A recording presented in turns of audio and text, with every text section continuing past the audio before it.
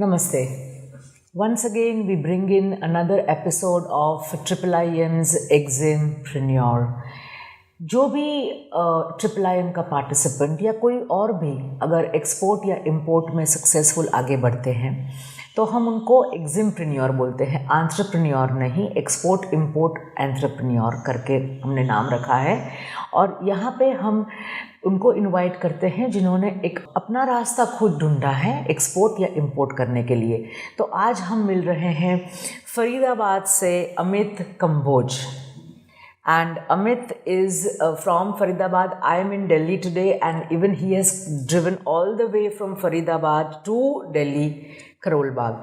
So this is the enthusiasm of our Exampreneur. I welcome Amit Kamboj to the Exampreneur Triple IM. Thank you, ma'am. अभी हम बात करेंगे अमित जी से and उनकी सारी डिटेल्स लेंगे कि कौन सी प्रोडक्ट्स में उन्होंने एक्सपोर्ट किया है, क्या कर रहे हैं, कैसे किया है, क्यों आए इस इंडस्ट्री में। हम सबसे पहले अमित से पूछेंगे कि आपका थोड़ा सा हमें बैकग्राउंड बताइए।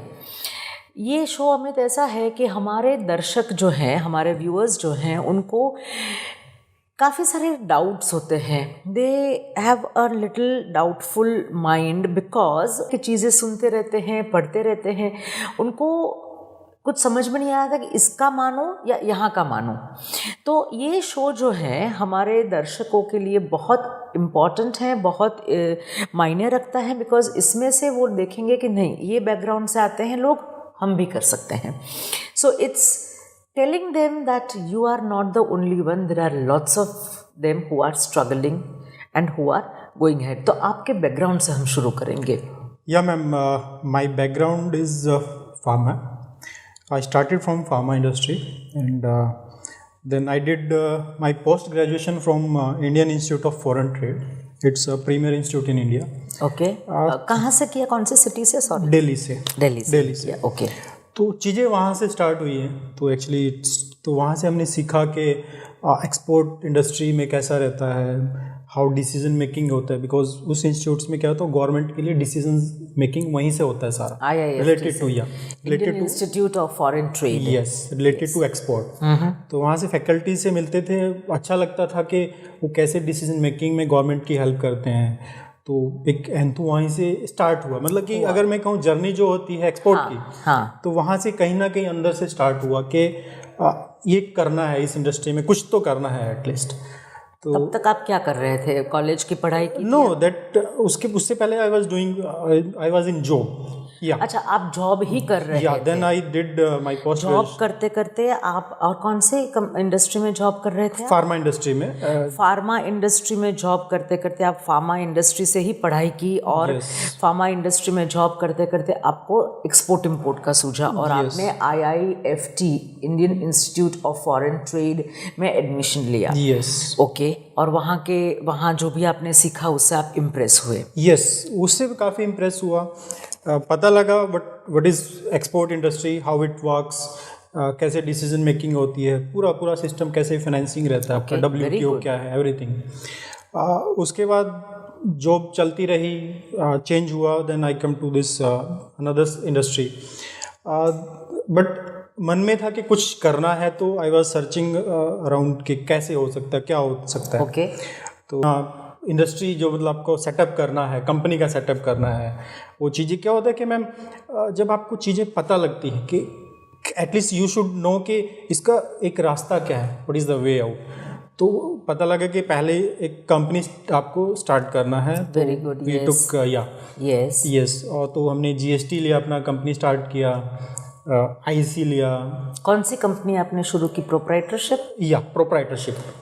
प्रोप्राइटरशिप। और आप तो जॉब कर रहे थे, तो आपको प्रोप्राइटरशिप कंपनी अपने जॉब के साथ कर सकते हैं? नहीं, वो मेरी वाइफ के नाम से। अच्छा, ओके। काफ़ी दर्शक हमें पूछते रहते हैं कि मैं जॉब करता हूँ तो मैं कंपनी शुरू कर सकता हूँ, मैं जॉब करता हूँ तो क्या मैं एक्सपोर्ट कर सकता हूँ? तो उसका जवाब कर सकते हैं। अपने फैमिली मेंबर के नाम से आप कर सकते हैं, अपने फैमिली मेंबर, और ड्राइवर आप रहेंगे, और वो इंजन रहेंगे, ऑब्वियसली। हाँ, तो ऐसे आप कर सकते हैं। तो यू कैन डू, हर चीज़ का एक रास्ता निकल सकता है अगर आप करना चाहते हैं तो हर चीज़ का। Yes, very good, I appreciate. Yes, तो वो चीज़ें वहाँ से स्टार्ट हुई। देन IC लिया, तो इस पूरा प्रोसेस में कुछ दो महीना गया। तो उसके बाद वेबसाइट हमने जनरेट कराया, उसमें भी आपकी वेबसाइट का URL क्या है? It's www.advaitaglobal.com। advaitaglobal.com हमारे नीचे लिखा होगा, आप प्लीज़ उसे पढ़ लीजिए। अगर आपको रेफ़र करना है तो आप रेफ़र कर सकते हैं। यस, तो वेबसाइट जनरेट हुआ। तो इस पूरी प्रोसेस में आई थिंक जुलाई में मैंने किया तो दिसंबर हो चुका था। हाँ, तो 2018 में आप प्रवेश। यस। तो फिर हमने कुछ B2B पोर्टल्स पे भी अपना रजिस्ट्रेशन कराना स्टार्ट किया। Very good. तो उसके बाद so you followed the process. ये वही प्रोसेस हैं जो आपको शुरू करनी है शुरू से ही, कि भाई आप जॉब मत छोड़िए, आप साइड में अपना एक्सपोर्ट का रिसर्च कीजिए, एक्सप्लोर कीजिए। यस। कौन से प्रोडक्ट आपने चूज़ की? Actually I was from pharma background, तो इनिशियली आई वाज थिंकिंग कि फार्मा से स्टार्ट कर सकते हैं, बट उसमें कॉम्प्लिकेशंस बहुत ज़्यादा थी। You need to register in India as well, you need to drug license. वो मैंने लिया था, ड्रग लाइसेंस भी मेरे पास। अच्छा, वेरी गुड। यस, बट उसके लिए फिर आपको फॉरेन कंट्री में भी रजिस्ट्रेशन कराना पड़ता है फॉर दैट ड्रग्स। तो इनिशियली वो मेरे लिए एक पॉसिबल नहीं था। तो देन आई चोज दिस कि I can start with surgical disposables. Surgical disposables. Yes, surgical disposable. So Advaita global surgical disposables के लिए है। यस, सर्जिकल डिस्पोजेबल हमने स्टार्ट किया था। Okay, very good. Then later on we add some agri product also. Okay, but it was started with. So tell us something more about your product surgical disposable जो आप कह रहे हो, उसके बारे में हमारे दर्शक को एक थोड़ा सा प्रोडक्ट नॉलेज भी मिल जाएगा उनको। सर्जिकल डिस्पोजेबल्स लाइक आपका यूरोमीटर से मैंने स्टार्ट किया था। It's like a urine bag, जैसा आपका रहता है यूरिन बैग। उसमें क्या होता है, एक मीटर अटैच्ड होता है सो दैट आर्ली आउटपुट कितना आ रहा है, doctors can measure that. Okay, या the quantity, the volume can be measured. So they can analyze about the disease and all. It is their process. So उससे मैंने start किया था। और buyer कैसे मिला? बायर मैम, मेरा पहला बायर B2B पोर्टल से ही मुझे मिला। कौन सी पोर्टल थी वो? India Mart. Oh, very good. India Mart से, ऑल राइट। इंडिया मार्ट से आपने कैसे लिखा वहाँ पे B2B पोर्टल पे रजिस्ट्रेशन कैसे किया आपने? मैम, इनिशियली जो रजिस्ट्रेशन हुआ था, it was monthly I was paying around 2.5K। Okay, या 2,500 क्योंकि उनका पैकेज भी था 20,000 25,000 का। बट ये ट्रायल था मेरे लिए, तो आई वाज थिंकिंग कि मैं इनिशियली एकदम से इतना अमाउंट नहीं दूंगा।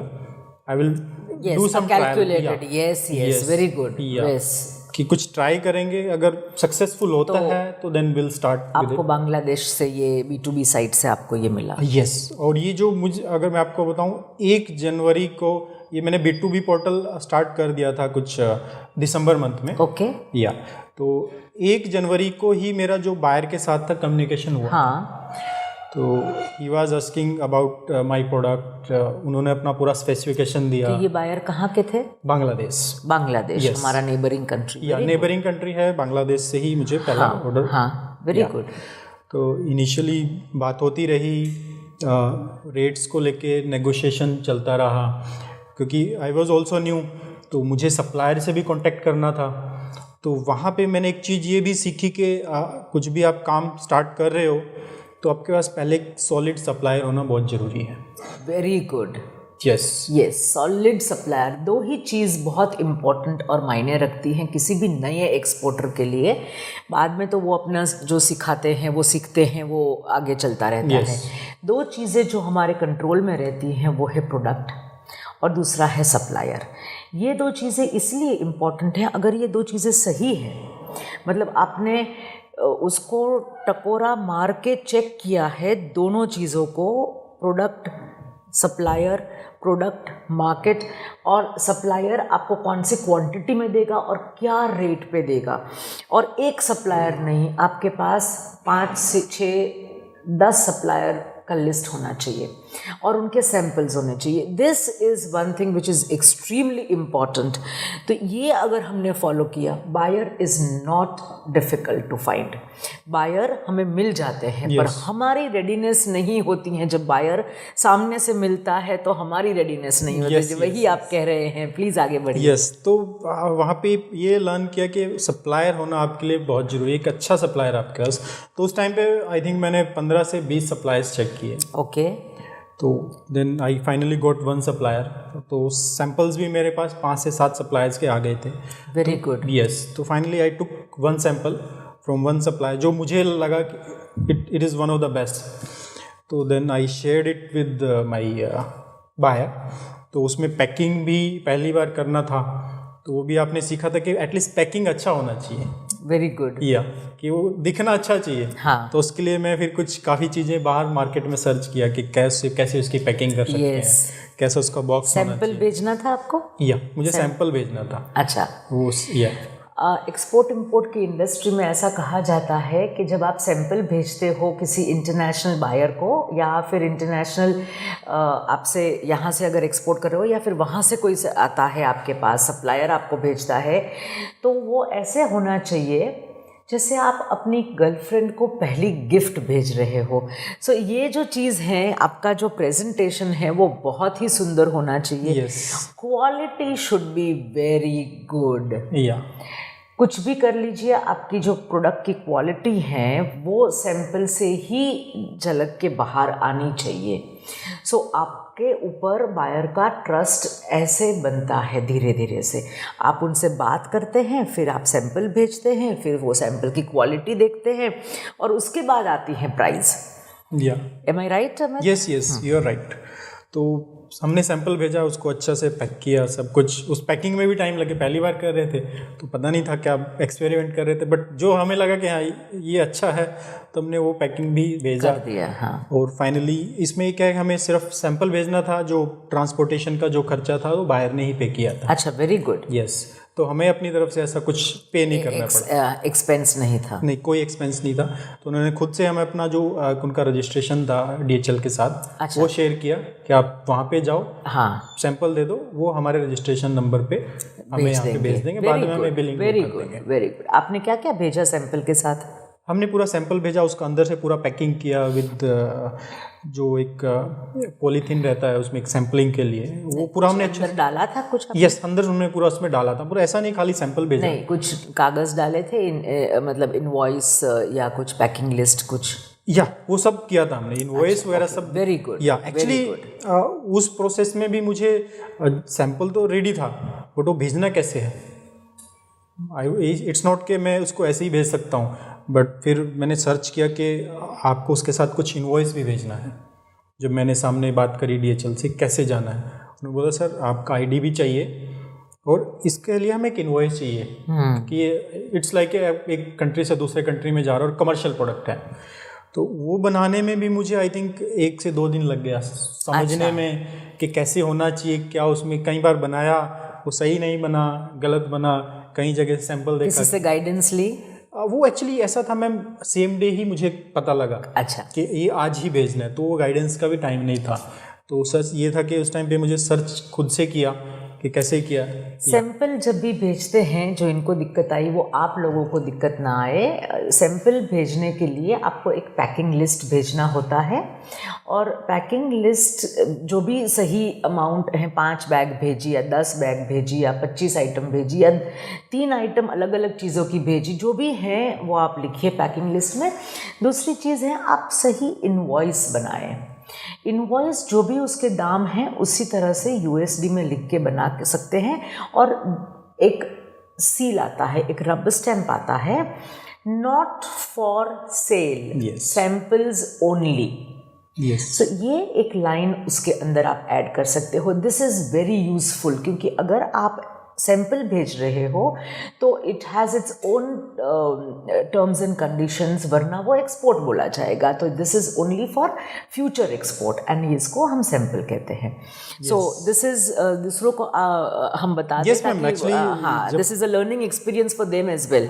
जब पहली बार आप करते हो तो जब धीरे धीरे प्रोसेस में आप जाते हो तब आपको पता अच्छा ये भी करना है। हाँ ये तो धीरे धीरे किया, सैंपल हमने भेजा, सैंपल फिर उन्होंने ओके किया, उसके बाद फिर प्राइस नेगोशिएशन हुआ कि एक प्राइस पे हमने बात की, then we talk with supplier also, supplier ने भी एग्री किया, ठीक है।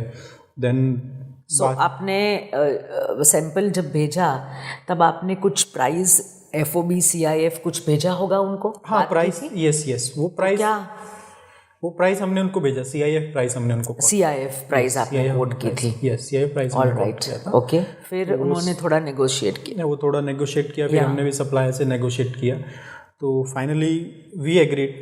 देन बात आई proforma invoice, then proforma invoice उन्होंने बोला भेजो, तो ऑल्सो परफॉर्मा इनवॉइस बनाने में भी टाइम लगा। हाँ, पहली बार आप कह रहे थे हमें इससे पहले कि 1 हफ्ता लग गया। काफ़ी मतलब कि सैम्पल्स ट्राई किए कैसा बनना चाहिए, फिर हमने बायर के साथ शेयर किया, बायर कहता नहीं ऐसा नहीं चाहिए, मुझे ऐसा चाहिए, तो वो बनाने में बायर ने भी 2-3 बार बोला नहीं ऐसा चेंज करो, तो हमारा भी एक्सपीरियंस पहला था, तो चेंज करते उसमें काफ़ी टाइम लगा। Bangladesh is a typical country और उसके वहाँ पे जो फॉर्मेट्स जाती हैं वो काफ़ी डिफरेंट हैं, थोड़ी सी डिफरेंट हैं, और उसमें कभी कभार कोई उलझ जाता है। सो फॉर दैट आपने कहीं से, आपका बायर तो बहुत अच्छा था, आपको बहुत सारी गाइडेंस दी, बायर्स ने मुझे काफ़ी सपोर्ट किया। हाँ, तो आपने उसके बाद किसी से गाइडेंस लिया आपने? उसके बाद परफॉर्मा इनवॉइस के बाद मैम उस टाइम तो कोई गाइडेंस नहीं लिया। उसके बाद मैम बात आई परफॉर्मा इनवॉइस हमने शेयर किया, तब उन्होंने उसके बाद LC हमें शेयर करना था। अच्छा, ये जो LC, what was the CIF was the incoterm? CIF ma'am, CIF, yeah, CIF. And what was the payment term? It was LC at site. 100% LC at site? 100% LC. 100% LC, letter of credit at site of the documents. Yeah. So आपने ये irrevocable LC ली थी कि वो define? Irrevocable. 100% irrevocable 100% LC at site. Yeah. This is the term and the payment term, and the incoterm was CIF. और फिर क्या हुआ? Ma'am सब LC जब उन्होंने, आपको LC मिली तो पहली बार LC मिली तो मैं समझ ही नहीं आ रहा ओके कि क्या उसमें टर्म्स, इतनी टर्म्स थी, तो आई थिंक मैंने काफ़ी लोगों से इस टाइम कंसल्ट किया कि इसमें क्या क्या टर्म्स हैं, क्या क्या आप इसमें कर सकते हो, तो वो पूरा LC समझने में भी इनिशियल फेज था। या बैंक में भी गए होंगे शायद? हम बैंक में भी गए, कुछ टर्म्स थी, बैंक से भी हमने बात की कि ये टर्म्स क्या है। ओके। या तो ओवरऑल फिर काफ़ी टाइम में हमें LC भी समझ में आई। तो बैंक का बीच में होना बहुत ज़रूरी है, क्योंकि कई बार फॉरेन से ऐसी बैंक से आती हैं हमें LC जो हमारी बैंक शायद RBI के लिस्ट में वो उस कंट्री की बैंक ना भी हो, तो हमें बैंक वालों से कंसल्ट करना ज़रूरी। इससे मैम चीज़ें स्टार्ट हुई हैं सारी। तो इससे पहले भी जब मैं आपको बता रहा था कि मैं स्टार्ट करना चाहता था कुछ कंसल्टेंसी टाइप स्टार्ट करें, तो बट फिर मन में आया कि एटलीस्ट जब तक खुद एक्सपीरियंस नहीं करेंगे तो वो कैसे चालू करें। तो एटलीस्ट पहले आप उसमें खुद जाओ, then you can start your own consultancy, you can help others. जैसे अब मैंने स्टार्ट किया अपना काम, तो I will come to know के प्रॉब्लम कहाँ आ और आप वो हमें आप बताएंगे प्रॉब्लम के बारे में, आप बताते ही रहे हो, पर हमें आगे भी कोई है प्रॉब्लम तो वो बताना। हमारे दर्शकों को ये जानना बहुत ज़रूरी है कि ये प्रॉब्लम्स कैसे आती हैं और हम कैसे उसको सॉल्व करते हैं। प्रॉब्लम्स हम नहीं बोलेंगे इसको अमित, हम बोलेंगे चैलेंजेस। चैलेंजेस रहता है। हाँ, because we have lack of knowledge, इसलिए हमें लैक ऑफ एक्सपीरियंस होता है, लैक ऑफ नॉलेज होता है, इसके लिए हम इसको प्रॉब्लम या चैलेंज बोलते हैं। पर यहीं से हमारे चढ़ान शुरू होती है, हमारी जो अपवर्ड मूवमेंट है सक्सेस की, वो यहीं से शुरू होती है। इसको चढ़ते चढ़ते हम आगे बढ़ते हैं, इससे हमारे सब अपना विल पावर और अपने पैर सब मजबूत होते हैं। So this is very important, a steep journey but very important. Yes, it is very important है। तो आपको सभी स्टेप्स पता होने चाहिए कि कहीं कोई स्टेप आपने मिस किया तो you will be in trouble. Okay, तो फिर क्या हुआ LC के बाद? तो LC मैम हमने काफ़ी समझा, उसमें काफ़ी टर्म्स थी, तो ऑलमोस्ट 80-90% वो समझ गए थे। तो उसके बाद हमने CHA भी फाइनलाइज पहले किया था, जब प्राइसिंग हमने दी थी तो ऑलरेडी हमने CHA कंसल्ट किया था, कर लिया था, प्राइसिंग हमने उससे ले लिया था सारा। बट इस पूरी प्रोसेस में मैम काफ़ी एलसी आने में काफ़ी टाइम इसमें निकल तो वो गया। 1 जनवरी का कब आपने शिपमेंट किया? 1 जनवरी से बायर तो मिला आपको? यस, अगर मैं आपको बताऊं मैम 1 जनवरी से मेरा जो साइकिल कंप्लीट हुआ है ये हुआ है 29 अक्टूबर, 10 पेमेंट आने तक। पेमेंट आने तक। यस। सी पर आपने ये नहीं लगा कि ये लंबा प्रोसेस है? नहीं मैम, इनिशियली बिकॉज मैन्युफैक्चरिंग बाहर के साइड से भी थोड़ा डिले हुआ था इनिशियली, तो उसने एलसी बनाने में, ये पूरा प्रोसेस करने में भी 2-2.5 महीना उसने लिया। तो उसके बाद मुझे वो मैन्युफैक्चरिंग के पास जाना था, तो मैन्युफैक्चरिंग भी 2-2.5 महीना उसको लेना था मैन्युफैक्चरिंग करने में। ओके। तो वो पूरा प्रोसेस थोड़ा चल ही रहा था स्मूथली, तो बीच में ही मुझे मैन्युफैक्चरिंग से कॉल आया आई थिंक कि ये हमारा मशीन में कुछ गड़बड़ आ गया है, ओह माय गॉड, हम आपका ऑर्डर एग्जीक्यूट नहीं कर सकते। Oh wonderful. तो अभी और आपका मेरा LC is about to expire.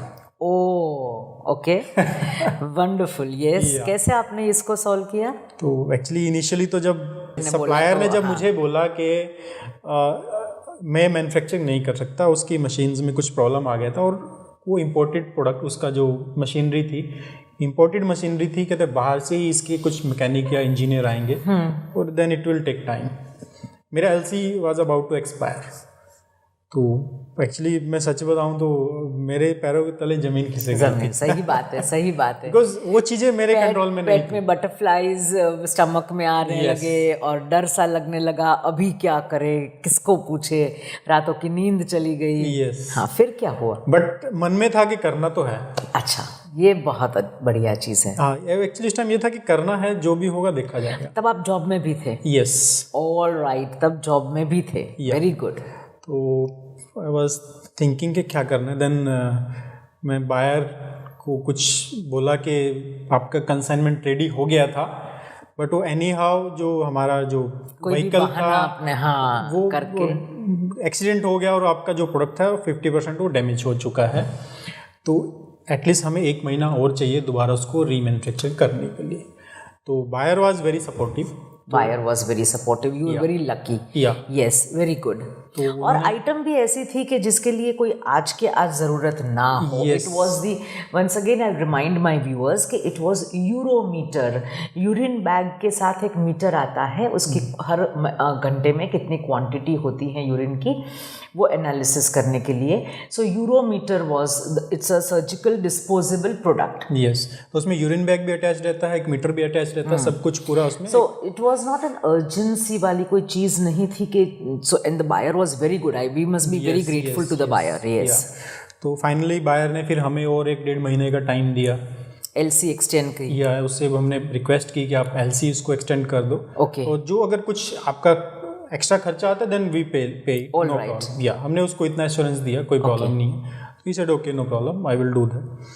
तो फाइनली हमने फिर सप्लायर से भी बात की। इंटरेस्टिंग चीज़ ये है अमित कि इरेवोकेबल एलसी में अमेंडमेंट नहीं होते हैं ज़्यादातर केसेस में, पर since the buyer himself had requested his bank and must have given the valid reasons, his bank also must have cooperated with him. Yes. और ये LC amend होके आपके पास आई. Yes. So we should really be thankful to the buyer. Yeah. He supported अगर वो हमें ये सुन रहे हैं हमारी ये आज की एग्जिमप्रेन्योर वीडियो तो उनको भी आप ज़रूर भेजिएगा कि हम उनकी तारीफ कर रहे हैं. Thank you so much, whoever the person is, whoever the gentleman is. Yes. तो फाइनली मैन्युफैक्चरिंग भी हो गया.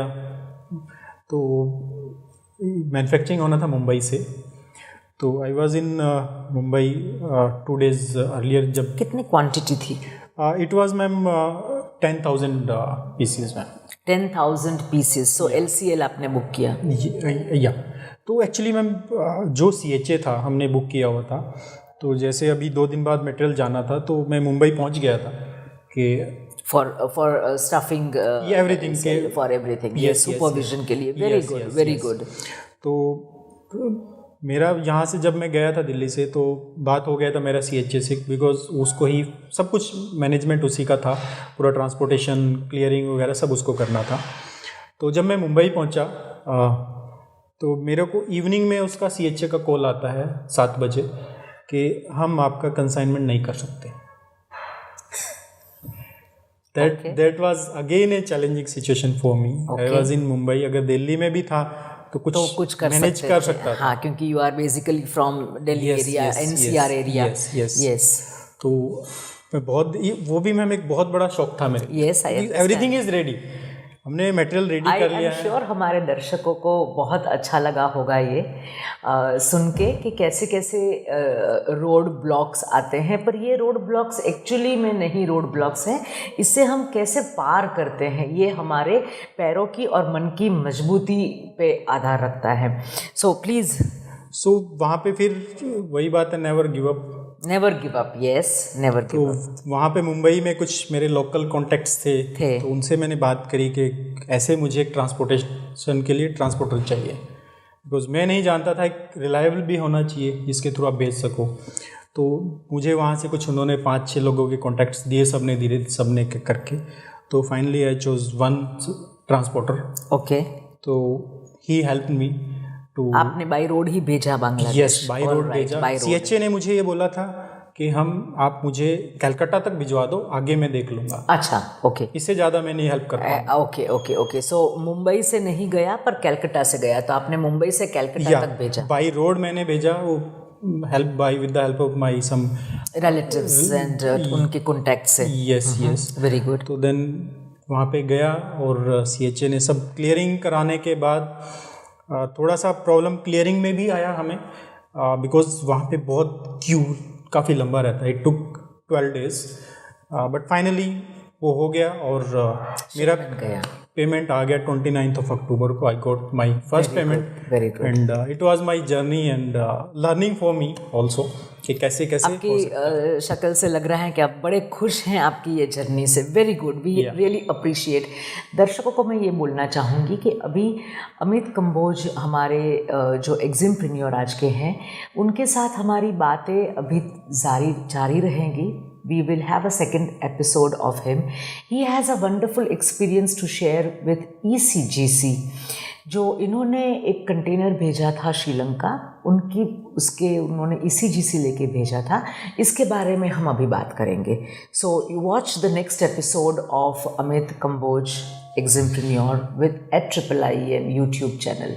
Thank you so much. If you have liked this, do press the like button, share it and do comment. Thank you so much.